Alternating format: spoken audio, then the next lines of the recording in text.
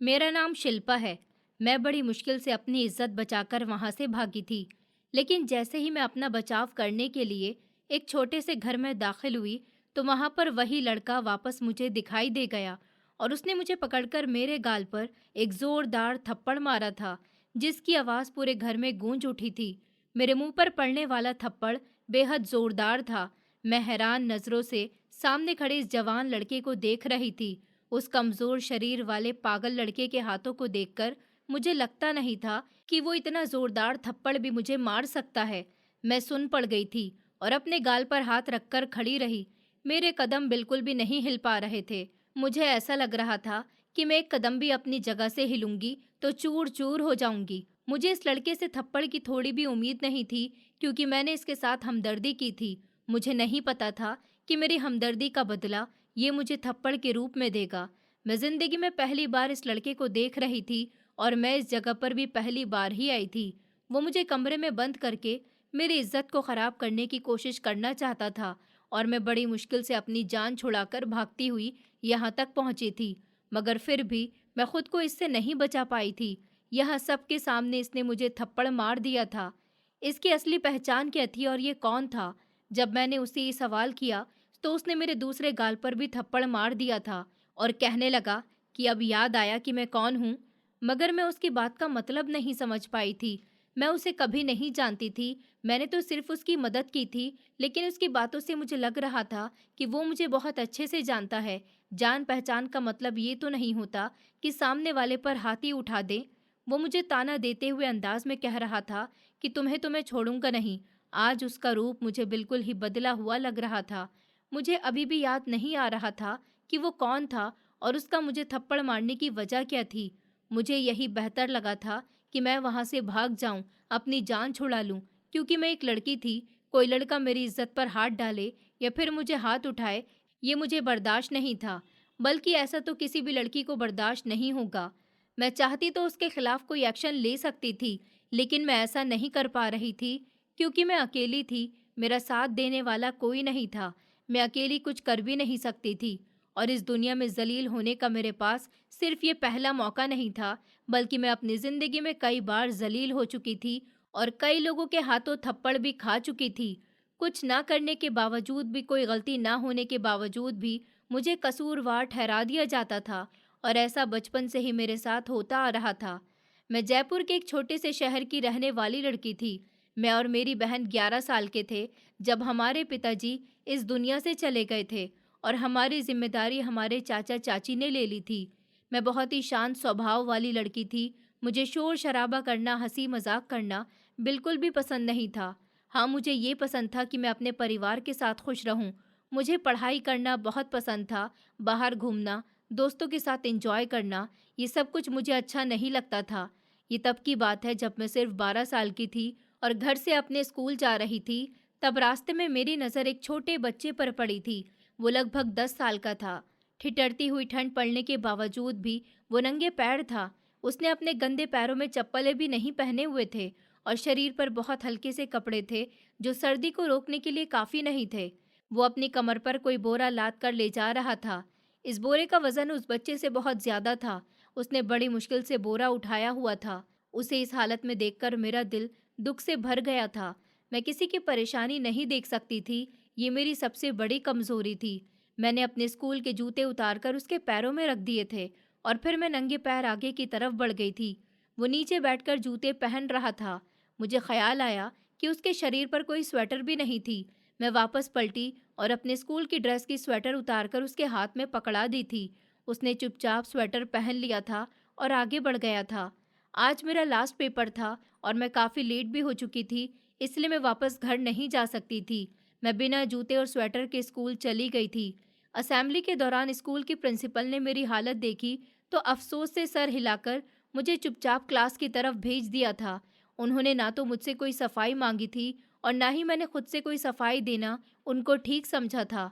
आज मेरा last paper था, जो कि बहुत अच्छा हो गया था। मैं पेपर देकर खुशी खुशी घर वापस आ गई थी। दरवाजे पर ही मेरे चाचा जी खड़े हुए थे, जो मुझे देखकर काफी ठिठक गए थे। वो मेरे इंतजार में ही खड़े थे और मेरी तरफ गुस्से भरी नजरों से देख रहे थे। मैं सोच रही थी कि अब मुझसे ऐसी कौन सी गलती हो गई जो चाचा जी मुझे गुस्से से देख रहे हैं। मैं अपनी गलती को याद करने की कोशिश में थी, मगर मुझे अपनी कोई ऐसी गलती याद नहीं आई थी जिस पर मेरी पिटाई बनती थी। मुझे आता हुआ देखकर चाचा जी मेरी तरफ लपके थे। उनके मुंह से निकलने वाली गालियों की बौछार सुनकर तो मैं एकदम हैरान ही रह गई थी। और फिर जब उन्होंने मेरा बैग पकड़कर मुझे 2-3 थप्पड़ लगाए थे। इस दौरान मुझे अपनी पिटाई होने की वजह भी समझ आ गई थी। वो गुस्से में कह रहे थे कि हम अपने बच्चों का मुंह हाथ काटकर इस मनहूस को शिक्षा दिलवाते हैं, मगर ये दूसरों के सामने हमारी बदनामी करवाती है। चाचा जी ने कहा कि आज तेरी स्कूल की प्रिंसिपल ने घर फ़ोन किया था और तेरी हालत देखकर मुझे स्कूल बुलाया था। जब मैं वहाँ पहुँचा तो उन्होंने मुझसे शिकायत की थी कि तुम अनाथ बच्ची का ख्याल किया करो। वो ऐसी सर्दी में बिना शूज़ और बिना स्वेटर के स्कूल आई थी। मैं चाचा जी को बताना चाहती थी कि मैंने ये सब कुछ जानबूझकर नहीं किया था। मेरा मकसद तो बस उस गरीब लड़के की मदद करना था, मगर उन्होंने मुझे अपनी सफाई कहने का कोई मौका तक नहीं दिया था। मेरे बाकी के चाचा और चाची, यहाँ तक कि उनके बच्चे भी खड़े, सब तमाशा देख रहे थे और किसी ने भी मुझे छोटे चाचा जी से बचाने की कोशिश नहीं की थी। उन सब का ख्याल यही था कि मुझे बिल्कुल सही मार पड़ रही है, क्योंकि वो सभी मुझसे किसी न किसी मामले में तंग रहते थे। चाचा जी मुझे बहुत बुरी तरह से मार रहे थे। मैं रो रही थी और उनसे कह रही थी, क्योंकि रोने के अलावा मैं कुछ और नहीं कर सकती थी। और फिर जब वो थक गए तो एक बार मुझे जोरदार लात मारकर अपने कमरे की तरफ बढ़ गए थे। तमाशा देखते हुए घर के सब लोग एक एक करके भी वहां से चले गए थे। ये तो मेरी जिंदगी की कहानी की अभी शुरुआत है। ये मेरा बचपन था। मेरी जिंदगी की कहानी बहुत ही अजीब थी।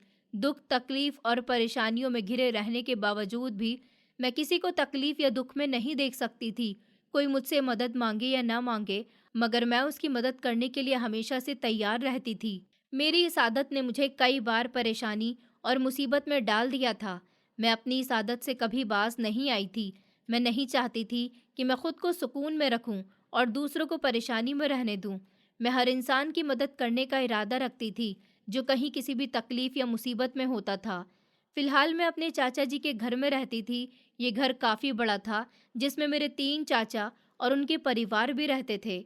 मेरे पापा को अपनी सारी ज़िंदगी अपने भाइयों पर बहुत ही मान और गर्व रहा था। मेरे दादा-दादी तो काफ़ी समय पहले ही मर गए थे। उनके जाने के बाद इस घर के बड़े मेरे पापा ही थे। जब पापा ज़िंदा थे, तो ये लोग हमारी बहुत इज़्ज़त किया करते थे। लेकिन पापा के मरने के बाद तो जैसे हमें यहाँ कोई पसंद ही नहीं करता था। पापा को हार्ट अटैक हुआ था और उनके मरने के 2 महीने बाद ही मम्मी भी उनके गम में बीमार रहने लगी थी। जब पापा को अटैक हुआ था और वो अस्पताल में एडमिट थे, तो उन्होंने अपने छोटे तीनों भाइयों को बुलाया था और हम दोनों बहनों की जिम्मेदारी उनके हाथ में दे दी थी। जब तक मेरे पापा जिंदा थे, इस घर में कभी किसी के साथ जुल्म या अत्याचार नहीं हुआ था, क्योंकि मेरे पापा के होने से उस घर में कभी किसी के बीच लड़ाई झगड़ा भी नहीं हुआ था।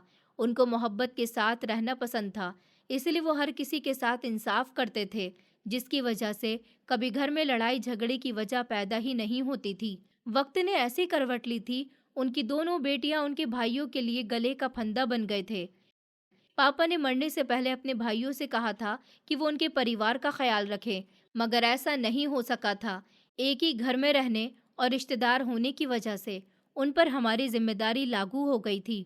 उन्होंने पापा से तो वादा किया था कि वो हमारा ख्याल रखेंगे, लेकिन वो अपना वादा नहीं निभा पाए थे। पापा के जाने के बाद से ही मुझे इस घर में सताया जाने लगा था। इस घर में हमारी ही जिंदगी मुश्किल नहीं, बल्कि हमारी माँ की भी जिंदगी मुश्किल कर दी गई थी। चाचा चाची हमेशा इस चीज़ की शिकायत करते रहते थे कि इतनी महंगाई के दौर में हम अपने बच्चों को भी पढ़ाते हैं, घर का भी खर्चा देखते हैं और अपने बच्चों के मुंह का निवाला छीनकर तुम्हारे मुंह में डालते हैं। इस जमाने में हमारे लिए अपने बच्चों के साथ साथ तुम अनाथों की परवरिश करना बहुत ही मुश्किल हो रहा है। वैसे तो मैं बचपन से ही बहुत समझदार और सब्र करने वाली लड़की थी। शायद हालात ने मुझे वक्त से पहले ही बहुत कुछ सिखा दिया था, मगर मेरी समझदारी मेरे किसी काम नहीं आ रही थी और ना ही मेरी भलाई। फिर वक्त ने मुझ पर इस तरह से सितम ढाया कि एक के बाद एक मुसीबत मुझ पर आ गई। मेरे पापा जब जिंदा थे तो उनकी सब बहुत इज्जत किया करते थे। वो एक मैकेनिक थे। मोहल्ले में ही गली के नुक्कड़ पर उनकी दुकान चलती थी। पापा के पास कस्टमर की भीड़ कभी खत्म नहीं होती थी और पापा की जेब भी कभी खाली नहीं हुई थी। मेरी मम्मी भी एक ऐसी औरत थी जो अपनी 3 देवरानियों के साथ रहती थी, लेकिन उनकी कभी अपनी देवरानियों के साथ लड़ाई नहीं हुई थी। हमारा परिवार इस मोहल्ले का सबसे खुशहाल परिवार समझा जाता था। मेरे पापा को भी लोगों के काम आने का बड़ा शौक था। वो भी भलाई के कामों में सबसे आगे रहते थे। शायद मुझ में लोगों की मदद करने का जो ये शौक था, वो मेरे पापा की तरफ से ही आया था। मेरी एक छोटी जुड़वा बहन भी थी, जो मुझसे सिर्फ 1 मिनट छोटी थी। उसका नाम शोभा था। वो शक्ल सूरत और हाइट वेट में बिल्कुल मेरे जैसी ही थी, मगर उसकी आदत और तौर तरीके मुझसे बिल्कुल अलग थे। हम दोनों की शक्ल इतनी ज़्यादा मिलती थी कि घर में भी हमें मम्मी के अलावा कोई भी नहीं पहचान पाता था। शोभा काफ़ी चुलबुली, शरारती और तेज़ लड़की थी, और वो हम दोनों के जुड़वा होने का पूरा पूरा फ़ायदा उठाती थी। पापा की मौत के समय हम दोनों बहनें छोटी थीं। पापा सुबह 9 बजे के समय सही सलामत अपनी दुकान पर गए थे, मगर अपने पैरों पर वापस नहीं आए थे। दुकान पर ही हार्ट अटैक होने की वजह से उनको वहां आसपास के लोग जल्दी से अस्पताल ले गए थे। उनकी थोड़ी बहुत बातचीत उनके तीनों भाइयों से ही हो सकी थी। हमें तो उनकी ऐसी हालत के बारे में बाद में पता चला था, और फिर वो हम सब से रूठ कर चले गए। हमारी तो जैसे दुनिया ही लुट गई थी। मम्मी का अलग रो रो कर बुरा हाल था। हमारा इस घर में अलग से एक पोर्शन बना हुआ था, जिसमें सिर्फ हमारी फैमिली ही रहती थी। पापा के मरने के बाद भी हम इसी घर में रह रहे थे। हमारा सारा खर्चा तीनों चाचा मिलकर उठा रहे थे। पापा के गम में मम्मी ने अपनी सेहत बर्बाद कर ली थी। सारे चाचा एक ही घर में एक साथ रहते थे। मम्मी की तबीयत ज़्यादा खराब रहने लगी, तो उनका इलाज करने के लिए तीनों चाचा ने मिलकर के फैसला किया कि वो हमारा वाला पोर्शन किराए पर दे दें। उस समय हम छोटे थे, हमें ज़्यादा समझ नहीं थी, लेकिन इतना ज़रूर समझ आ गया था कि पापा के जाने के बाद, मम्मी की तबीयत खराब होने के बाद, तीनों चाचा ने अपना व्यवहार हमारी तरफ से पूरा पूरा बदल लिया है। शुरू के 2 महीने तो काफ़ी ठीक गुजर गए थे। हम दोनों बहनें माँ की तबीयत ठीक होने की प्रार्थना करते रहते थे। चाची भी माँ की तरह हमारा ख्याल रखती थी, लेकिन जब मम्मी और ज़्यादा बीमार हो गईं, तो एक एक करके सब ने हमारे साथ नज़र बदलना शुरू कर दिया था। हम जैसे इन लोगों पर बोझ बन गए थे। हमारा कमरा और हमारा पोर्शन, जिसमें हम सब रहते थे, उसमें किराएदार आ गए थे, और उसका किराया भी हमारे तीनों चाचा आपस में बांट लिया करते थे। हम तीनों माँ बेटी को स्टोर रूम में शिफ्ट कर दिया गया था। उनका कहना था कि तुम दोनों बहनों का खर्च बहुत है, और तुम्हारी माँ के इलाज पर भी हम काफ़ी पैसा खर्च कर चुके हैं, इसलिए ये पैसा हमारे पास रहेगा, ताकि हम तुम्हारी परवरिश कर सकें, और तुम्हारी माँ का इलाज भी इन पैसों से ही होगा। हमारे पास इतना पैसा नहीं है। हम दोनों खामोश रहे। गुजरते हुए समय के साथ साथ खर्चे भी बढ़ते जा रहे थे। बड़े चाचा जी को अच्छी तरह से एहसास हो चुका था कि उन्होंने हमारी जिम्मेदारी अपने सर लेकर बहुत बड़ी गलती कर दी थी। छोटे चाचा जी का सबसे छोटा और लाडला बेटा ध्रुव एक दिन सीढ़ियों से लुढ़कता हुआ नीचे की तरफ जा रहा था, जबकि मैं वहीं सीढ़ियों के पास ही खड़ी अपने माता पिता को याद कर रही थी। जब वो नीचे गिरता हुआ गया, तो मैं उसे देख रही थी। मैंने उसे पकड़ने की पूरी कोशिश की थी, मगर वो मेरे हाथ नहीं आया था। वो सबसे नीचे वाली सीढ़ियों पर जाकर पड़ा था। उसकी चीखें और रोने धोने की आवाज़ों से पूरा घर इकट्ठा हो चुका था, जबकि चाचा जी का बेटा ध्रुव चिल्ला चिल्ला कर रो रहा था। उसके सर से खून बह रहा था। चाचा जी उसे उठाकर जल्दी से अंदर कमरे में ले गए थे।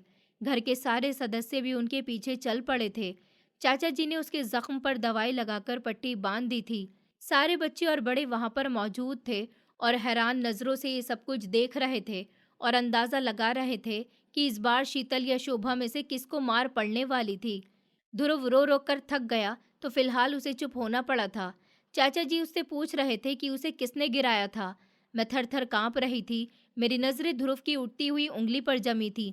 जैसे ही वो मेरी तरफ इशारा करता, चाचा और चाची मुझ पर बरस पड़ते। ये बात मैं बहुत अच्छे से जानती थी। चाचा और चाची गुस्से में लाल हो रहे थे, जैसे वो कोई शेर हों और अपने शिकार की गर्दन दबोचने को तैयार हों।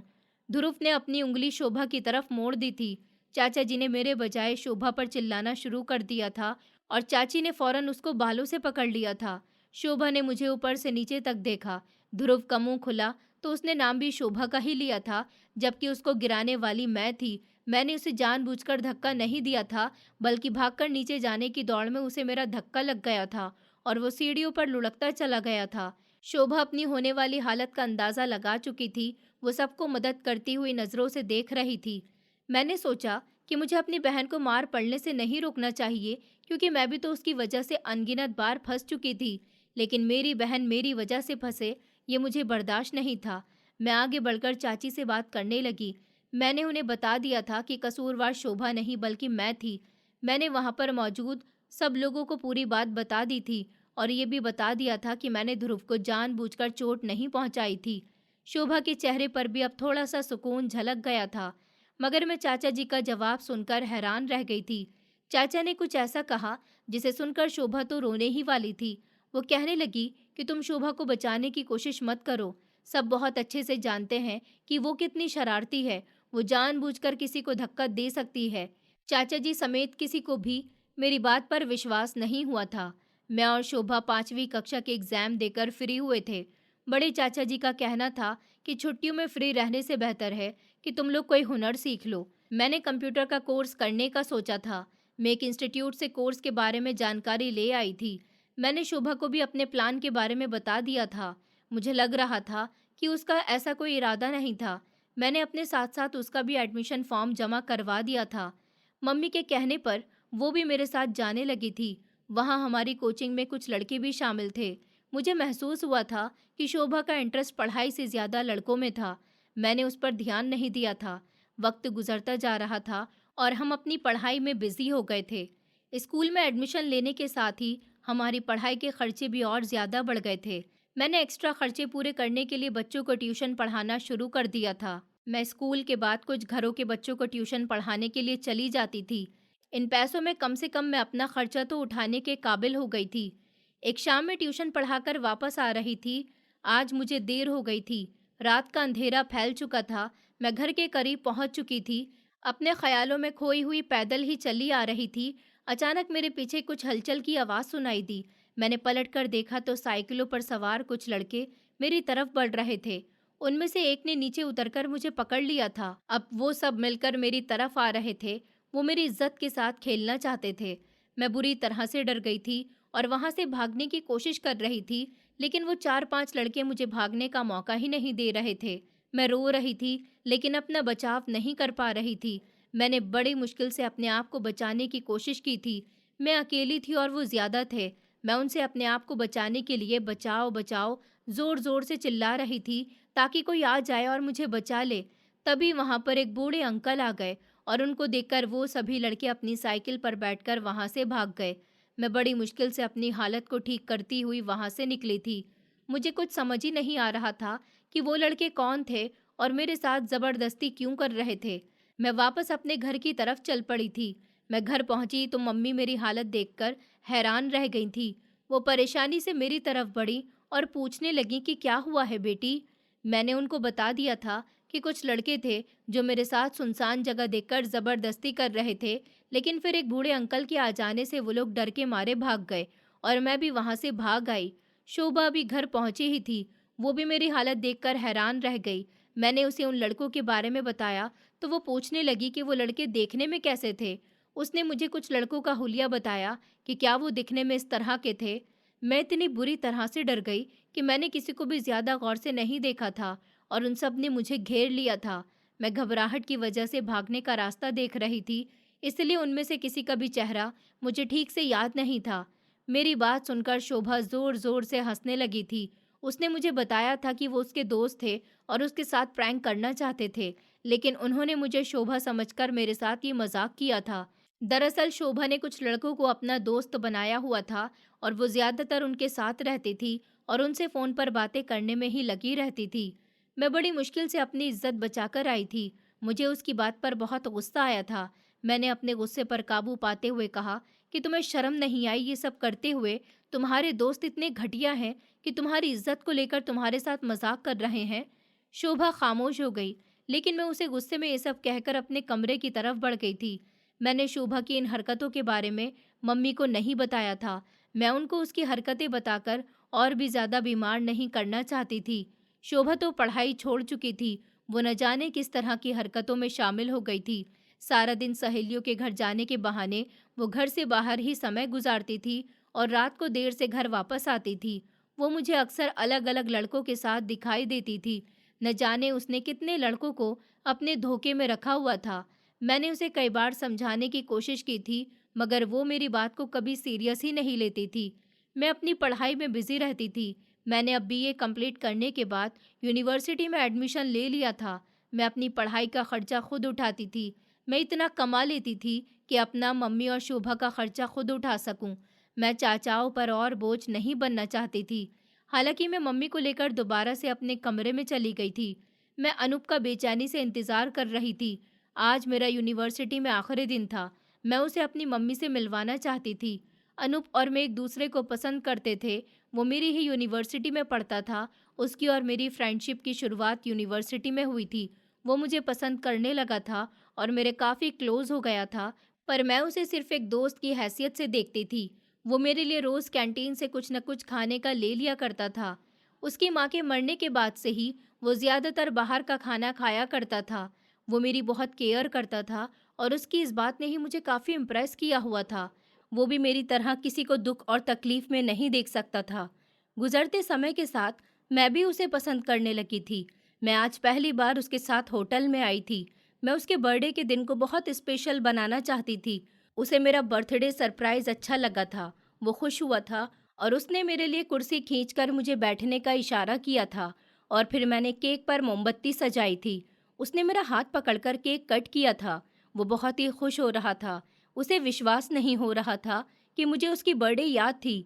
यूनिवर्सिटी के आखिरी दिनों में उसने मुझसे सिर्फ एक बार अपनी बर्थडे का जिक्र किया था, लेकिन मुझे उसकी बर्थडे की डेट याद हो गई थी।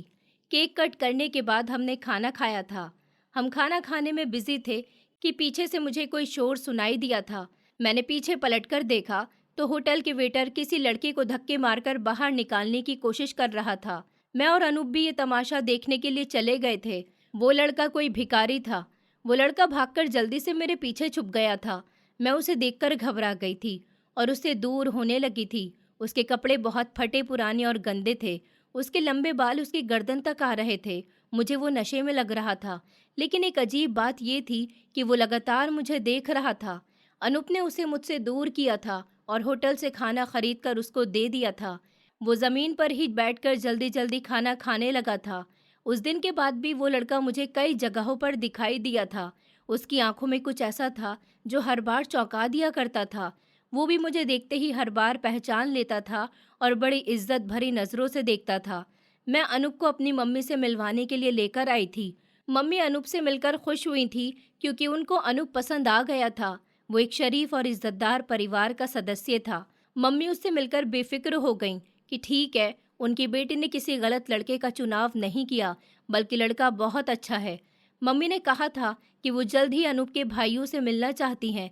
ये बात मेरे घर के बाकी लोग भी जानते थे, क्योंकि इसमें उनका फ़ायदा था कि अगर मैं शादी भी उनकी मर्ज़ी से करूँगी तो वो लोग मेरा दान दहेज देंगे, और अगर मैं अपनी मर्ज़ी से शादी करूँगी तो वो लोग ये कहकर छुटकारा पा लेंगे कि मैंने अपनी मर्ज़ी से शादी की है। तो इसीलिए मैं अपनी शादी का खर्चा भी खुद ही उठाऊँ। अभी मम्मी अनूप के साथ बातें कर ही रही थी जब हमारे घर के दरवाजे की बैल बजी, तो मैं दरवाज़ा खोलने के लिए चली गई। दरवाज़ा खोला तो देखा एक मोटी सी औरत दरवाजे पर खड़ी हुई है। उसके पीछे एक लड़का भी था। उसने उस औरत के कान में कुछ कहा था। उस औरत ने मुझे धक्का दिया और घर के अंदर आ गई थी। मैं हैरान और परेशान इस औरत को देख रही थी और पूछ रही थी कि आप कौन हैं और क्या चाहती हैं। पर मेरे सवाल के जवाब ने उसने मेरे मुंह पर एक जोरदार थप्पड़ मार दिया था। मम्मी और अनूप भी उन लोगों को देखकर परेशानी से खड़े हो गए थे। मम्मी ने मुझे उनकी मार से बचाने की कोशिश की थी। वो मेरे सामने दोनों हाथ फैलाकर खड़ी हो गई थी। मम्मी ने उनसे पूछा कि तुम कौन हो? उस औरत ने मेरी तरफ देखते हुए अपने साथ मौजूद लड़के की तरफ इशारा किया था। मैंने इनकार में सर हिला दिया और मम्मी से कहा कि मैं इनको नहीं जानती। तो वो औरत गुस्से में मेरी तरफ बढ़ी थी और कहने लगी कि मैं अभी पहचान करवाती हूँ। उसने मेरा हाथ मजबूती से पकड़कर अपनी तरफ घसीट लिया था। वो मुझे बुरी तरह से धक्के दे रही थी और मैं अपने आप को बचाने की कोशिश करने लगी थी। अनूप भी मुझे बचाने की कोशिश कर रहा था। मम्मी जब मेरे सामने खड़ी हो गई तो उस औरत को रुकना पड़ा था। उस औरत ने चिल्लाकर कहा कि इस लड़की ने मेरे बेटे के साथ शादी करने का वादा किया था। इसके साथ घूमती फिरती है, इसके पैसे खर्च करवाती है, और अब जब मेरे बेटे से दिल भर गया तो उससे शादी करने से इनकार कर रही है। उस औरत की बात सुनकर तो मम्मी और अनूप भी दंग रह गए थे। मम्मी हैरान नजरों से मेरी तरफ देख रही थी। मैं तो इस लड़के को जानती भी नहीं हूँ। मैंने हकलाते हुए अपनी सफाई दी थी। वो लड़का कहने लगा, देखा मॉम, अब तो ये मुझे पहचानने से भी इनकार कर रही है। उसने अपने मोबाइल में कुछ तस्वीरें दिखाई थी जिसमें उस लड़के के साथ मेरी शक्ल जैसी लड़की थी। मेरी आंखों में आंसू आ गए थे। मैंने अनूप की तरफ देखा तो वो भी मुझ पर गुस्से भरी नजर डालकर वहां से बाहर निकल गया था। मैं उसे आवाज देती रह गई थी और उसके पीछे भागी तो उस औरत ने मुझे जाने से रोक लिया था। मम्मी अपना सर पकड़कर बैठ गई थी। मम्मी ने उस लड़के से पूछा, इस तस्वीर वाली लड़की ने तुम्हें अपना नाम क्या बताया था? क्योंकि मेरे साथ साथ मम्मी भी समझ गई थी कि ये कारनामा शोभा ने ही अंजाम दिया था। मैं ऐसी हरकत नहीं कर सकती थी। वो लड़का कहने लगा, यही तो है वो लड़की जो आपके सामने खड़ी है, शिल्पा। उस लड़के ने जोरदार आवाज में मेरा नाम लिया था। उसके मुंह से निकलने वाला नाम सुनकर मम्मी के साथ साथ मेरा भी मुंह खुला का खुला रह गया था। मम्मी ने मेरी तरफ देखा। मैंने हकलाते हुए कहा, नहीं मम्मी, मैं नहीं। इस बार भी अपनी सफाई में हमेशा की तरह कुछ नहीं कह सकी थी। मम्मी ने बड़ी मुश्किल से उन माँ बेटे को समझा बुझाकर घर से भेज दिया था। मम्मी ने उनसे वादा किया था कि वो मुझसे बात करके उनके घर आकर इस मामले का ज़रूर कोई ना कोई हल निकालेंगी। इस बारे में मेरे घर के बाकी लोगों को कुछ पता नहीं था क्योंकि घर के सारे ही लोग शादी में गए हुए थे। वो माँ बेटा हमारे घर से जा चुके थे।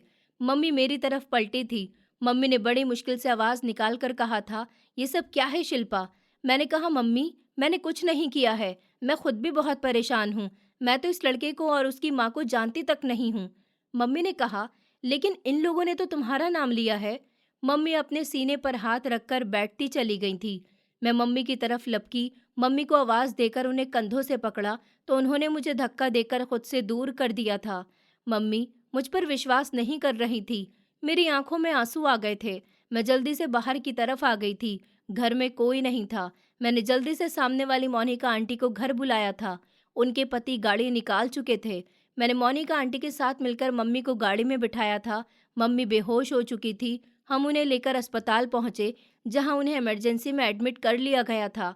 डॉक्टर ने बताया था कि उनको हार्ट अटैक हुआ है और वो काफ़ी सीरियस कंडीशन में थी। शोभा को जब ये बात पता चली तो वो रात के समय अस्पताल पहुंची थी। वो घर आई तो मोहल्ले के लोगों ने उसे बताया था कि मम्मी अस्पताल में थी। वो अपनी सहेलियों के साथ मूवी देखने का कहकर घर से निकली हुई थी। वो परेशानी से मुझसे पूछ रही थी कि मम्मी को क्या हुआ था। मैं उसको बस देखती रह गई थी। इस हालत में मैं उसे क्या बताती कि क्या कहानी थी। मम्मी की हालत एक हफ्ते के बाद जाकर संभली थी। हमारा कोई भी रिश्तेदार अब हमारे हालचाल नहीं पूछता था। सबने हमसे दूरी बना ली थी। मैं और शोभा दोनों ही मम्मी की देखभाल में लगे रहते थे। मम्मी को आज अस्पताल से डिस्चार्ज कर दिया गया था।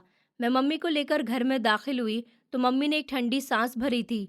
मम्मी ने मुझसे पूछा था कि उस लड़के के बारे में तुमने क्या सोचा है जो यहाँ आकर इतना हंगामा करके गया था। मैंने कहा, मम्मी, आप फिक्र मत कीजिए, सब कुछ ठीक हो जाएगा। मगर मेरा दिल बहुत परेशान था। मैं मम्मी से डिटेल से बात करके उन्हें परेशान नहीं करना चाहती थी। वो गलती मुझसे हुई या शोभा से, मम्मी को उतनी ही तकलीफ होगी जितनी मम्मी इस बार उठा चुकी थी। मैंने शोभा से बात करने का सोचा था। मैं उसके कमरे की तरफ बढ़ गई थी। वो मोबाइल पर किसी से बात करने में बिजी थी। मैं उसकी आवाज़ की मिठास से ही समझ गई थी कि वो किसी लड़के से बात कर रही है। अगले ही लम्हे उसके मुंह से निकलने वाली हंसी से मैं समझ गई थी कि फ़ोन पर उस दिन घर आने वाला लड़का तो हरगिज़ नहीं था। शोभा ने मुझे देखते ही मोबाइल बंद कर दिया था। मैंने उससे साफ साफ बात करने की ठान ली थी। मैं चाहती थी कि अब वो अपनी हरकतों से बाज आ जाए। मैं उसकी वजह से अभी तक बहुत जलील हो चुकी हूँ। अभी भी काफ़ी सारे इल्ज़ाम थे जो अब तक उसकी वजह से मेरे सर आ चुके थे, मगर इस बार तो हद ही हो गई थी। उसने अपने जुड़वा होने का पूरा पूरा फ़ायदा उठाया था और नाम भी मेरा ही इस्तेमाल किया था। मैंने उसे उस लड़के के बारे में बताया तो वो घबरा गई थी, मगर उसने जल्द ही खुद पर काबू पा लिया था। वो मुझसे पूछ रही थी कि उस लड़के का क्या नाम था और उसने उसकी तस्वीर दिखाई थी। मैंने कहा, उसने किसी की भी तस्वीर दिखाई हो, ये किसका काम है? तुम अच्छी तरह से जानती हो। मैंने कहा, तुम्हें उससे शादी करने के बारे में सोचना चाहिए। हम में से कोई भी ये नहीं चाहेगा कि तुम किसी को धोखा दो।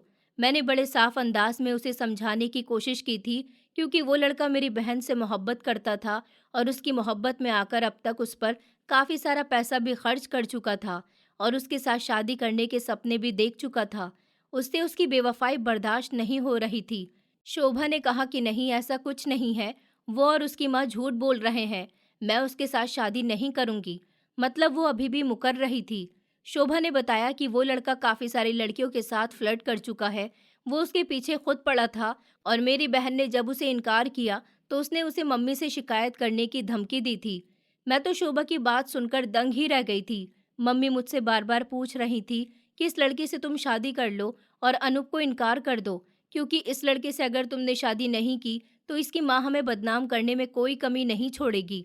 अनूप भी मुझसे कोई बात नहीं कर रहा था। मेरे पास मम्मी को तसल्ली देने के लिए कोई जवाब नहीं था। शोभा भी उससे शादी करने के लिए तैयार नहीं थी और मैं अगर इस लड़के से उसकी मोहब्बत का भरम रखने के लिए शादी कर भी लेती तो बाद में उसको पता चल जाता कि उसकी असली मोहब्बत मैं नहीं बल्कि शोभा थी, तो उस पर क्या बीतेगी। मेरी मोहब्बत भी तो अनूप था। मैं बहुत बड़ी मुश्किल में फंस चुकी थी और मैं मम्मी से इस बारे में बात नहीं करना चाहती थी क्योंकि उनकी तबीयत लगातार ख़राब थी। मैं दोबारा अनूप से मिलने के लिए नहीं गई थी। मेरा ख्याल था कि अगर उसको मुझ पर भरोसा नहीं था तो चाहे मैं अपनी सफाई में लाख गवाही भी पेश कर दूं, वो कभी मुझ पर भरोसा नहीं करेगा। मम्मी की कंडीशन थोड़ी बेहतर हुई तो वो मुझे उस लड़के के घर जाने की जिद करने लगी थी, क्योंकि उस लड़के की माँ लगातार मेरी मम्मी को फ़ोन कर कर के परेशान कर रही थी। उनका कहना था कि या तो मेरा बेटा अब तक तुम्हारी बेटी पर जितना पैसा खर्च कर चुका है वो सारे पैसे हमें दे दो, या फिर मेरे बेटे से अपनी बेटी की शादी करवा दो, क्योंकि मेरा बेटा उसकी मोहब्बत में पागल हो रहा है। मैंने मम्मी से उस लड़के नितिन के घर जाने का वादा किया था। मैं मम्मी को लेकर बताए गए एड्रेस पर पहुंच गई थी।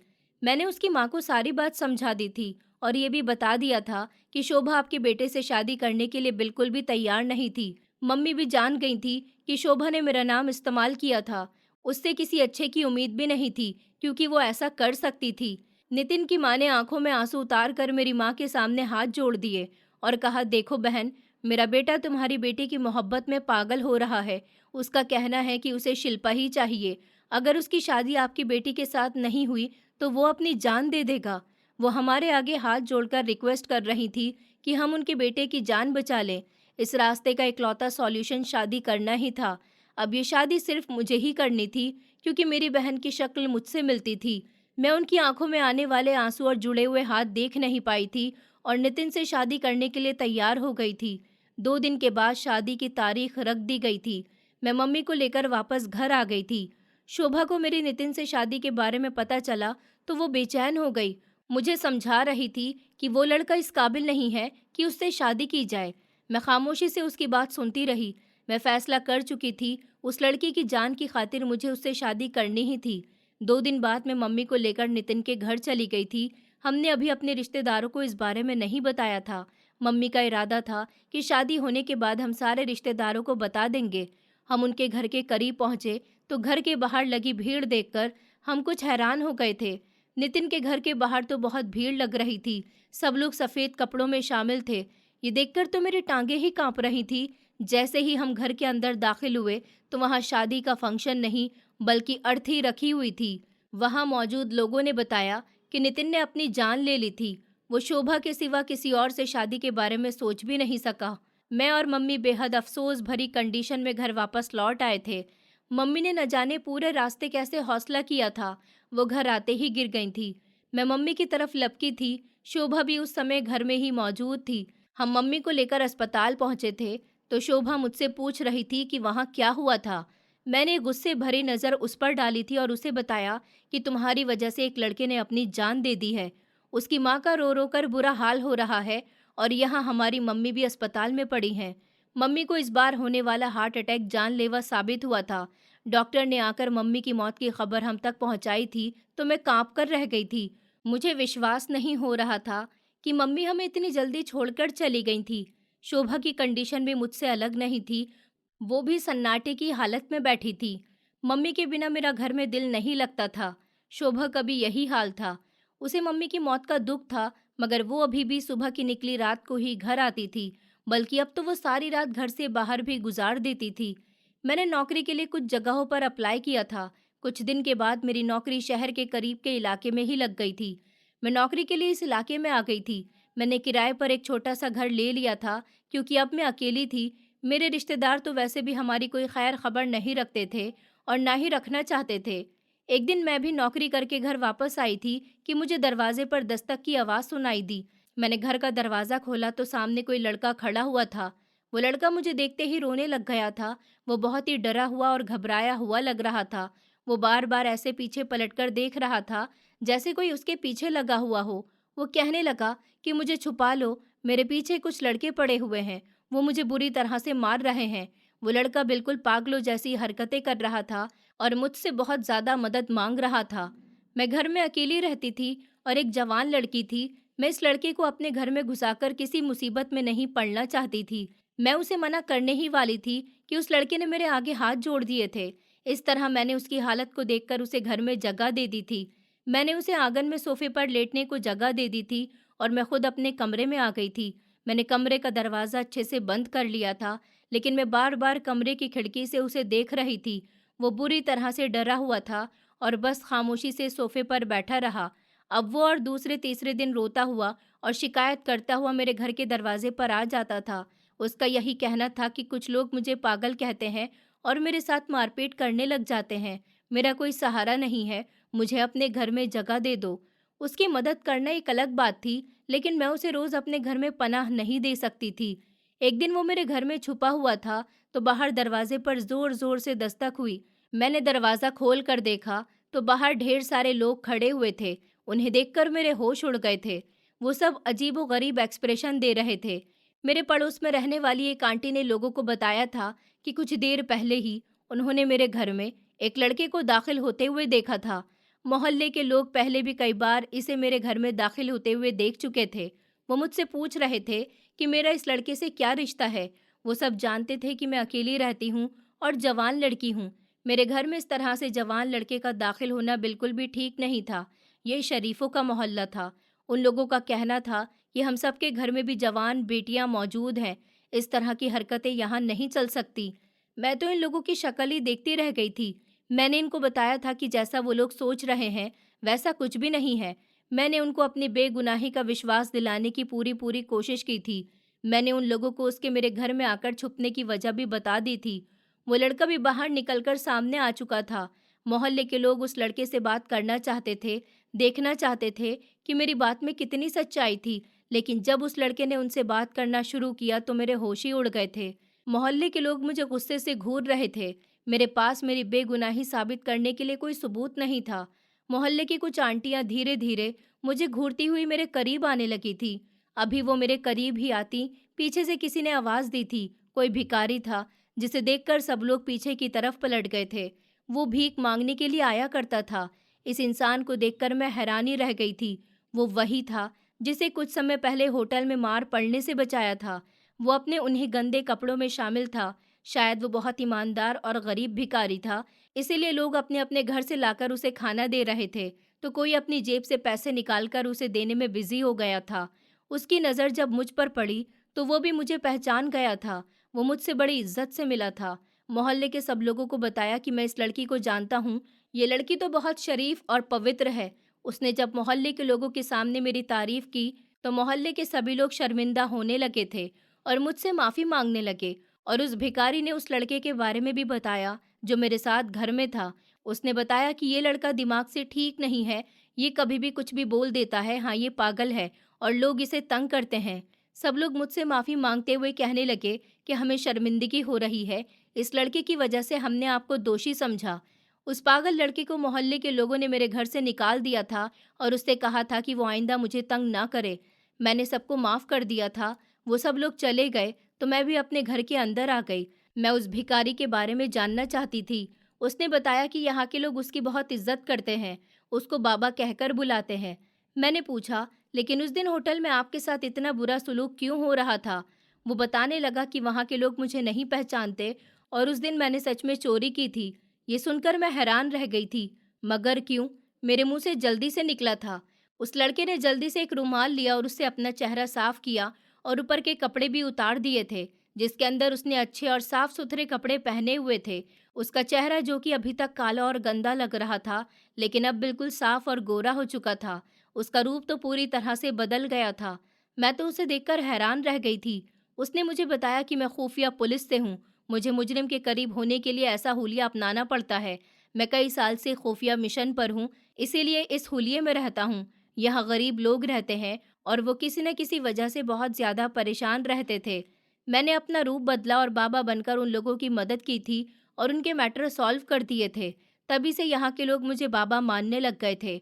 उनको लगता था शायद ये सब कुछ मेरे आशीर्वाद का असर था। उस दिन होटल में एक बड़ा ही शातिर क्रिमिनल मौजूद था। मैं उसकी जेब से कुछ राज उड़ाना चाहता था, मगर शायद वेटर ने मुझे उसकी जेब में हाथ डालते हुए देख लिया था। अगर उस दिन मेरे पुलिस में होने का भांडा फूट जाता, तो शायद मैं अपना मिशन कभी पूरा नहीं कर पाता। तुम्हारी वजह से मैं आसानी से वहां से निकल गया था, और मैंने वो सबूत भी हासिल कर लिए थे जो उसकी जेब में मौजूद थे। अब मुझे समझ आई थी कि इन्होंने मेरी मदद यहाँ इसलिए की क्योंकि एक दिन मैंने भी उनकी मदद की थी। फिर उसने जेब से एक कोयला निकाला, उसे अपने चेहरे पर लगाया, चेहरे को गंदा किया और दाढ़ी मूछ लगाकर दोबारा से वही कपड़े पहन लिए जिसको पहनकर वो भिखारी बाबा के रूप में यहाँ आए थे।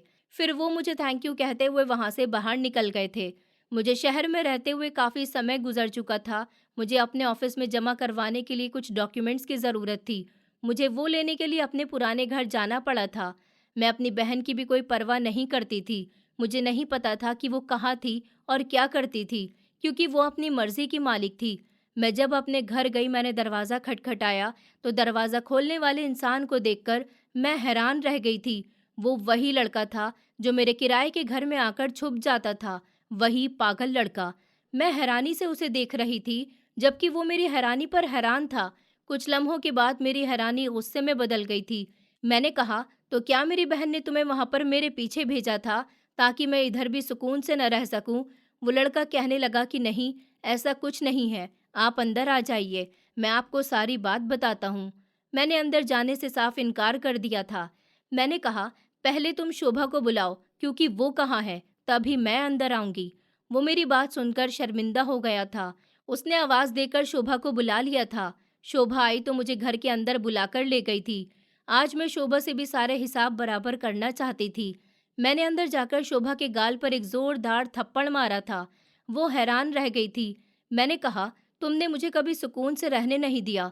मैं बहुत गुस्से में आ गई थी, जबकि वो ना समझने वाले अंदाज में मेरी तरफ देख रही थी। उसने मुझे बैठने का कहा था। मैंने फिर गुस्से से उसे कहा, सारी जिंदगी मैंने तुम्हारी वजह से मार और डांट खाई है, मगर कभी मुंह से उफ तक नहीं किया। तुम्हारी गलतियों को भी नादानी समझकर माफ करती रही, मगर तुम्हारे दिल में न जाने मेरे लिए कितनी नफरत भरी हुई है, जो कि कभी खत्म ही नहीं हो पाएगी। शोभा धीरे से कहने लगी, ऐसा कुछ नहीं है शिल्पा। तभी पीछे मौजूद वो लड़का कहने लगा, ये इस बारे में कुछ नहीं जानती। उस लड़के ने कहा, मैं तुम्हें सब बताता हूँ शिल्पा, तुम बैठकर एक बार मेरी बात तो सुनो। मैं गुस्से की हालत में बैठ गई थी। उस लड़के ने बताया, मेरी और शोभा की मुलाकात बहुत पहले हुई थी। 2 साल तक हम दोनों एक दूसरे के बहुत करीब आ गए थे। मैं शोभा से शादी करना चाहता था। जब यही बात मैंने शोभा को बताई तो वो बात टाल गई थी। उसका कहना था कि अभी उसकी शादी की उम्र नहीं है। बात उसकी भी ठीक थी। मैं इंतज़ार करने को भी तैयार था, मगर गुजरते हुए समय के साथ वो मेरी ज़िंदगी से गायब हो गई थी। इसने मुझसे मिलना जुलना छोड़ दिया था। मैं नौकरी के लिए दूसरे शहर चला गया था। एक दिन मैंने तुम्हें वहाँ देखा था। मैं तुम्हें शोभा समझ बैठा। मैंने तुम्हारा पीछा किया और तुम्हारा घर देख लिया। मैंने तुम्हारे दरवाजे पर दस्तक दी थी। तुमने मुझे देखा तो मुझे तुम्हारी आंखों में अपने लिए कोई पहचान नजर नहीं आई थी। मैं बहुत ही मायूस हुआ था कि शोभा मुझे भूल चुकी है। मैंने अपनी जिंदगी का एक एक लम्हा शोभा की याद में गुजार दिया था। मैं पागल बनने की एक्टिंग करके तुम्हारे घर में दाखिल हो गया था। मैं देखना चाहता था कि क्या शोभा की शादी हो गई है और वो किसके साथ रहती है। फिर मैं शोभा को एक नज़र देखने की खातिर अक्सर तुम्हारी तरफ जाया करता था। एक दिन मोहल्ले के लोग इकट्ठा हो गए थे। मैंने उनके सामने तुम पर इल्ज़ाम लगा दिया था ताकि वो तुम्हें मुझसे शादी करने पर मजबूर कर सकें, मगर उस बाबा ने आकर तुम्हारी बेगुनाही की गवाही दे दी थी। मेरा सारा प्लान मिट्टी में मिल गया था और मैं वहाँ से भाग निकला। मेरा इस शहर में आना हुआ तो मुझे शोभा दिखाई दी। मैं इस पर इल्ज़ाम लगाने की माफ़ी मांगने के लिए इसके पास गया तो यह हैरान हो गई थी। इसने कहा कि ऐसा कब हुआ था। मैंने इसे याद दिलाने की पूरी कोशिश की और इसे सब कुछ बताया तो ये फीकी सी हंसी हंस दी थी। तब उसने मुझे बताया कि शिल्पा ने हमेशा इसकी वजह से ही तकलीफ उठाई है। शोभा अब मुझसे शादी करना चाहती है और हम दोनों ने शादी कर ली है। जानता हूँ कि शोभा ने अपनी ज़िंदगी में बहुत गलत काम किए हैं। कई लड़कों के साथ इसके अफेयर रहे हैं। कई लड़कों को ये बेवकूफ़ बना चुकी है। जिन लड़कों को इसने बेवकूफ़ बनाया है वो सारे लड़के तुम्हारे पीछे पड़े हैं, मगर शोभा को मैं नहीं छोड़ सकता था। शोभा भी मुझसे शादी करने के लिए इसीलिए राज़ी हो गई क्योंकि इसकी वजह से एक लड़के की जान चली गई थी। मैं भी इसे दिलो जान से मोहब्बत करता था। इसे लगा कि कहीं मैं भी इस दुनिया से ना चला जाऊं, कहीं इसके सारे अंजाम इस पर ही उल्टे ना पड़ जाएं। इसलिए इसने मेरी मोहब्बत की कदर की और ये मेरी ज़िंदगी में आज शामिल हो गई। मैं चाहता तो इससे शादी नहीं कर सकता था, लेकिन दिल जिसको चाहता है उस पर मर मिटता है और उसको पाने के लिए किसी भी हद तक जा सकता है। मैंने उसकी पूरी बात सुनकर दिल में सोचा कि चलो अच्छा है, शोभा की एक कहानी तो अंजाम तक पहुंच चुकी थी। मैं अपने डॉक्यूमेंट लेने के लिए अपने कमरे की तरफ बढ़ गई थी। मैं कुछ ही देर में अपने डॉक्यूमेंट्स लेकर जाने के लिए घर से निकल रही थी। शोभा ने मुझे रोक लिया था। उसने मेरा हाथ पकड़कर मुझसे माफ़ी मांगी थी और कहा था कि मुझे माफ़ कर दो। मैं सारी ज़िंदगी तुम्हें तंग करती रही। मम्मी की मौत भी मेरी ही वजह से हुई। मैं बहुत शर्मिंदा हूँ। मेरी मम्मी की मौत और नितिन की मौत ने मुझे अंदर से तोड़कर रख दिया। मैं समझती थी कि सुंदर लड़की होना और फिर जुड़वा बहन होने का मुझे अपनी ज़िंदगी में पूरा पूरा फ़ायदा उठाना चाहिए। इसलिए मैं बहुत ज़्यादा गलत काम करती थी, मगर मुझे ये नहीं पता था कि मेरी गलतियों का अंजाम आगे जाकर मेरी माँ को भुगतना पड़ेगा। मैं तुम्हें नहीं खोना चाहती थी। तुम्हें पता है, मैंने मम्मी के मरने के बाद ये सारे गलत काम छोड़ दिए थे। तुमने तो कभी मेरी खैर खबर लेने की कोशिश भी नहीं की।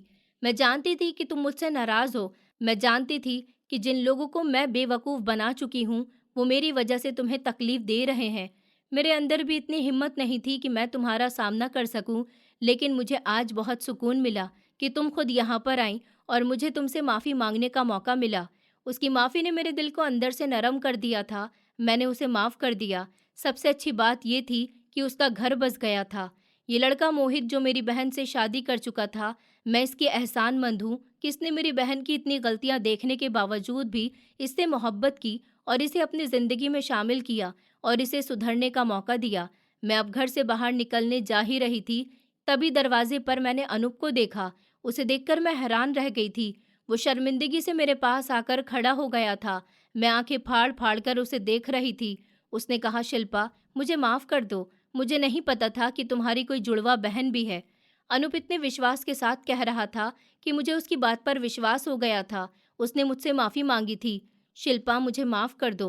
वो मेरे सामने हाथ जोड़कर बैठ गया था। मैंने उसे माफ़ कर दिया था। उसका तो इतना कसूर भी नहीं था। उसकी जगह कोई भी होता तो वो ऐसे ही रिएक्ट करता। शोभा मेरे बराबर में आकर खड़ी हो गई थी। वो भी मुझसे माफ़ी मांग रही थी। मम्मी की मौत ने उसे तोड़कर रख दिया था। उसे नहीं पता था कि उसके कर्मों की सज़ा उसकी माँ की जान ले जाएगी।